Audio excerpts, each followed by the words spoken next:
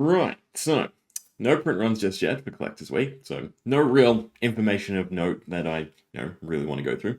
And then we are yet to complete the spoilers for Mastery Pack Guardian, so I don't really want to do 80% of the cards, right? And then we get the final legendary and 4-ish Majestics, then I do a separate video on that. So instead, we need to figure out something to talk about. So I think we're gonna approach the subject of the inventory slash sideboard of Flesh and Blood, because it's been on my mind for a few different reasons. Now, whenever we do a new sort of topic like this, I tend to make the first video kind of rambly, right? And then I see what you guys have to say, and then we retouch on the subject. But I think we'll try and be a little bit more grounded. So, start off. What is the inventory slash sideboard of Flesh and Blood? And I do sort of want to make somewhat of a distinction between inventory and sideboard, because I think, to me, they have sort of different places in the game. But for now, your inventory is your sideboard. Essentially, for Flesh and Blood, for Class Constructed, you're allowed 80 cards in total. You generally start with 60 cards in your deck and your equipment on board, right? So most likely 60 cards plus 5 to 6 equipment, depending if you have 1 or 2 weapons, right?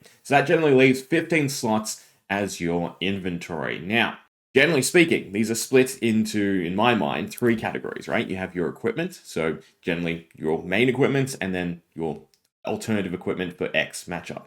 You also have specialized cards, again, for X matchup. And now we're starting to get more and more inventory interactions, which basically consume their own slots, right? Because they're not purposefully for X matchup, they're more so for how you run X deck, right? So currently there's only really 4: Concealed Blade, Fabricate, Visit the Golden Anvil, but we are getting Outside Interference, Karma, Super Slam. So, it is definitely something that we're going to see touched on over and over, and hopefully, one day it's fully expanded upon. But before we get into the crux of the cards that we want to go through and discuss, there's 3 sort of questions that I kind of want to, keep in mind, right? And that is, when does 80 cards become not enough?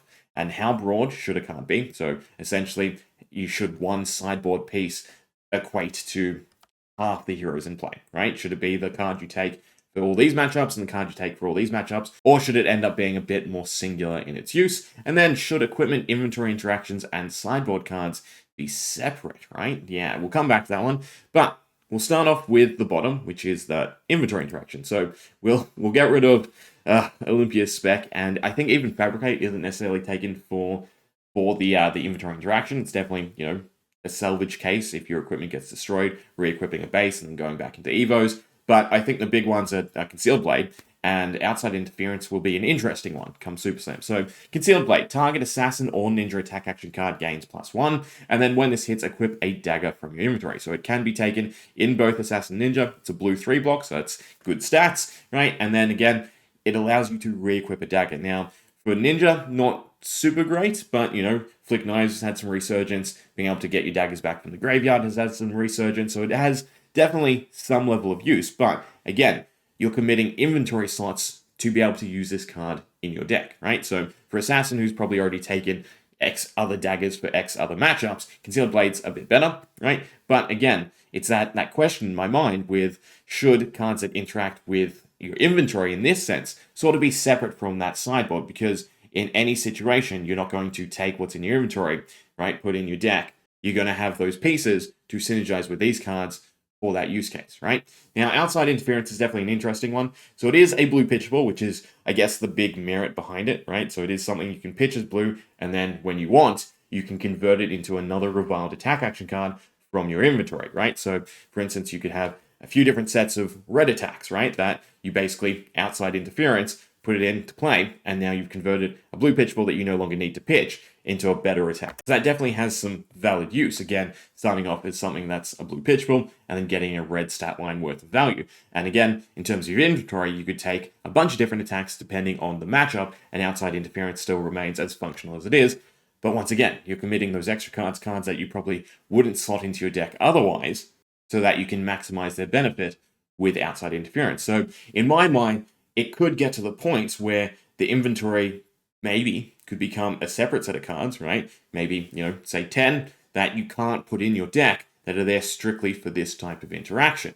And that way, to utilize these cards, to have them be as functional as they can be, you're not giving up those almost important sideboard slots just for the purpose of making these cards work. So I think that also might potentially be what's sort of holding LSS back from printing more of these inventory type mechanics, is again, they are essentially adding on that extra burden of taking up those sideboard slots, because we are getting more and more heroes, we're getting more and more specific things. So the general trend basically is we invent a new problem and we get the solution package to it, right? And then that somewhat contributes to your main deck and some contributes to your sideboard. So yeah, it is definitely an interesting thought that I definitely wanted to bring up. But I do remember thinking, when we first saw Concealed Blade, I hope this is a running trend, because it's just thematically cool to be able to re-get equipment, re-get tools. And now with outside interference, it's pretty cool being able to just cherry pick an attack action. And then the next point for us to jump to is that other question, right? How broad should a card be? Because what we're seeing with Mastery Pack Guardian is sort of the expansion of Limited, and we have seen it for a while. Limited is getting better and better, right? In the sense that it's becoming more fun, more flavorful, and a bit closer to the class constructed experience with randomness, right? We are getting better quality cards, so it's not just essentially closer to common, right? So for Mastery Pack Guardian, we're getting Guardian specific cards, right? So we have Play in the Field, Crush when this deals 4 or more damage to a hero, destroy a Seismic Surge token they control. So in that scenario, it has the very specific use case against a Guardian, or I suppose Cheyenne, right? Since you can have access to Seismic Surge. But generally speaking, it's specifically there for Guardian. Now, it's not the best card in the world, but it definitely has fair stat lines. And across the board, if we take a look at High Seas, the Hunted, and to some extent Rosetta, right? We have Gold, Hunter, Light Sail, all the other Gold interactions. So obviously Treasure Island, very limited specific, but we also have Gold interaction. And Gold interaction is worth noting because if this wasn't a pirate action and had a bit fairer stats, mainly the block value, right? Would this be something you could see possible going into a Crown of Dominion matchup, a Gravy matchup, right? Where this is now a yellow that has that benefit because your deck doesn't generate gold, but the opponent's deck definitely will be generating gold and holding gold. So all those types of cards, to me, could, if they were, again, a bit more fair on stats, see some level of spillover into being these sideboard cards, because you can get that extra value. I think Defang the Dragon and the Syndra one are definitely right up there as well, because they are really strong assassin cards. They have fair stats, right? So 3 block, and then they have a really strong contract effect. It's just really specific. So for Defang the Dragon, you're contracted to hit a marked hero named Fang, but if you complete the contract, you get to draw a card, which is definitely really, really solid. So imagine if either of them instead were, you are contracted to hit a marked royal hero, right? With that C plan. So again, the main purpose for me bringing up these cards is we are getting effects that could eventually, depending on how LSS keeps trying to ramp up Limited to create a much better experience, end up spilling over into Class Constructed, right? Where, again, there's still always going to be some level of Limited fodder, but cards have a strong enough and unique enough effects that in certain matchups, they might see a little bit of play. And the 3 that I definitely want to then, circle in on when it comes to Mastery Pack Guardian are the Old One cards. So these are specific Guardian Crush effects, but they have Heave, they are nice big attacks, 3 block, they look cool, they come in marvels, and they do kind of have strong effects, right? Especially, I think Smelting would be my favorite, but yeah, Blinding of the Old Ones, Crush. When this deals 4 more damage to a Guardian hero, cards they own lose all abilities during their next turn, right? So all their cards are blank. We've seen this effect through other cards like Humble, turning off heroes, Cullis turning off, but this is just a blanket. All cards lose all abilities. That is pretty nuts, right? So that's equipment, that's their hero, that's anything they can play. But again, it's that kicker of this is specifically for a Guardian matchup. So, in some circumstance, right, if imagine Guardian off of Super Slam and Mastery Pack Guardian ends up dominating the meta, then obviously these cards will have merit to stick in your sideboard when you run into another Guardian, because they are really powerful, right? Disenchantment, destroy all auras they control, and Smelting, destroy all equipment with -1 counters. That includes a shield as well, right? So they are really nice, strong effects. It's just because they have that specific use case. So most likely, they're not worthwhile because you're dedicating X slots from your inventory to run these in the circumstance that you run into another Guardian, right? Versus something that's a little bit broader. So again, the question of how broad should a card be? So for instance, take Arcane Compliance, the new Fearless Confrontation coming in Mastery Pack Guardian, and Shelter from the Storm. So to me, these all definitely have different use cases, right? Arcane Compliance, very specific. It is there to counter arcane effects. So most likely, it's only impactful in the Wizard matchup. right? It has not much else going for it. It's an instant, so it has no block, but it is still a blue pitchable. So while it is definitely a strong card in the right matchup, it has a lot of negatives to it to just running it in your deck. So it is definitely a inventory / sideboard card. But again, it's consuming those slots just in the scenario that you run into that wizard where this card becomes super impactful.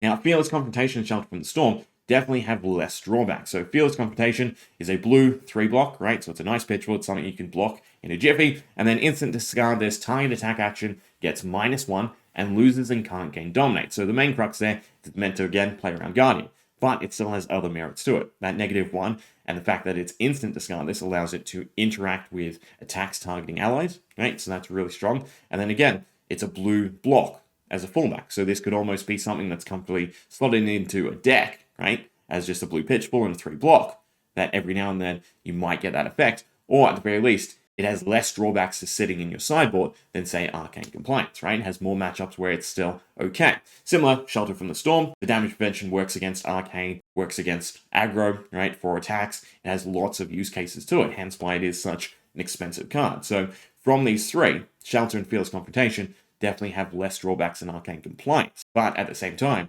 should they maybe be similar to Arcane Compliance, or should Arcane Compliance be closer to them? So imagine if Arcane Compliance instead was a generic defense reaction, right? So it's blue, 2-block, so it's somewhat fair value, but instant discard this until the end of turn, it triggers its effect, right? So yeah, it still has that instant proc, still usable against those wizard matchups, but it has a little bit less of the downside as just a normal card in your deck. So again, how broad should a card be? Then lastly, for equipment. Now, whenever I think about sideboard equipment, Arcane is the big thing that comes to mind, right? So you need all your Arcane Barrier, Spell Void, or your Quell pieces in order to, have them ready if you run into a Rune Blade or a Wizard or anyone dealing Arcane damage. Now, there are currently 59 equipment pieces, right, that have Arcane Barrier, Spell Void, or Quell. There's a couple other fringe cards. So, for instance, you've got the daggers now for Draconic. You have the Tremor Shield Sabatons, Misfire Dampener cards that just prevent damage or prevent Arcane damage, right, outside of these effects.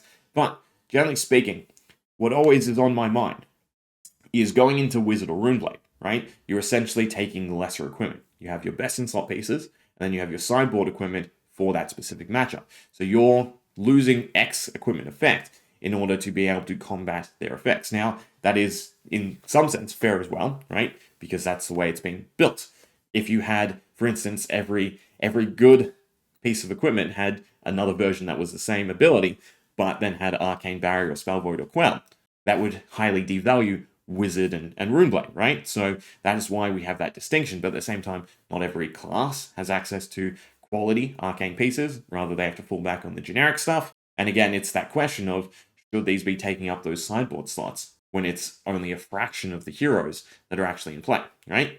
So there are other ways to handle this, and we've seen from time to time cards, right, rather than equipment, so you can still take your best in slot equipment, but then have some cards to fall back on. They're not great though, so Rusted Relic, obviously awful. Talisman of Dowsing, not much better. And then the sigils from Rosetta, which have Arcane Shelter, but it's essentially Spell Void, right? So all four of these, you put them in your deck, and the idea is you find them, right? You at the whims of RNG rather than starting with X equipment, and then you have your Arcane Barrier on board once you set up your Rusted Relics, or you have some level of prevention. Now we have just general better prevention cards anyway, but the merit is there, right? To have these so that you can free up those equipment and still take more relevant effects. So should the, in a sense, mandatory equipment be taking up slots, or should we have more dynamic cards? So, for instance, there'd be easy ways to fix this as well. There's lots of different ways they could print other keywords to interact with Arcane instead of merits. We're seeing a lot more use of, again, cards with that instant discard and have an effect, right? And then are still playable as attacks or, again, defensively. So, for instance, we have something like Arcane Conduit to invent a keyword. While this is in your pitch zone, if your hero would be dealt Arcane damage, pay X to prevent X of that damage. Essentially Arcane Barrier, but you have to have pitched the card, right? So on the defensive side, you have to get into your pitch zone before it comes into effect, but then once it is, for that turn, you have some level of defensiveness against Arcane, right? Similarly, we could do something for the graveyard. While this is in your graveyard, if your hero would be dealt Arcane damage, you may banish this and pay X to prevent X of that damage. So, in a sense, Spell Void, but you have to pay for it, right? There's definitely lots of different ways to balance it.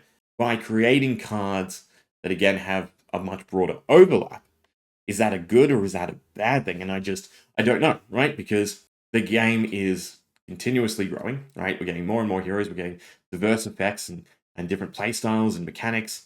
Even when it comes to the 80 cards, you have decks that want to take a larger number of cards anyway. And then, of course, you have specific matchups where X card is a lot more significantly relevant. So having one singular card, for instance, that does everything, then devalues that interaction, that thought process. But at the same time, having fringer cards, for instance, Arcane Compliance, that has a singular purpose, falls off a little bit. So yeah, to start, those are the three questions I want to raise. Is 80 cards enough, or when does 80 cards not become enough, right? If we get, a new hero, even if we get more necromancers, do we need more specific counters to necromancer versus, for instance, prism and ward, or dromai and ward, where just getting damage through is enough? And then how broad should cards be, right? How many heroes or classes or playstyles should a card cover and its effect? Should always have some level of base value to fall back on, just like we're seeing with Fearless Confrontation. And then should the equipment and inventory interactions sort of be separate from the sideboard cards? So you can have a list of cards that you have to switch in and out of for specific matchups. The sort of mandatory extra set of equipment that you also have to take then becomes just an auto include. And then inventory interactions in themselves, should they be removed from the process so that, again, they're not competing with sideboarding, with gearing up a deck to be relevant across the meta? So yeah, I think that's where we'll leave it. Let me know what you think. Hope you enjoyed. Yeah.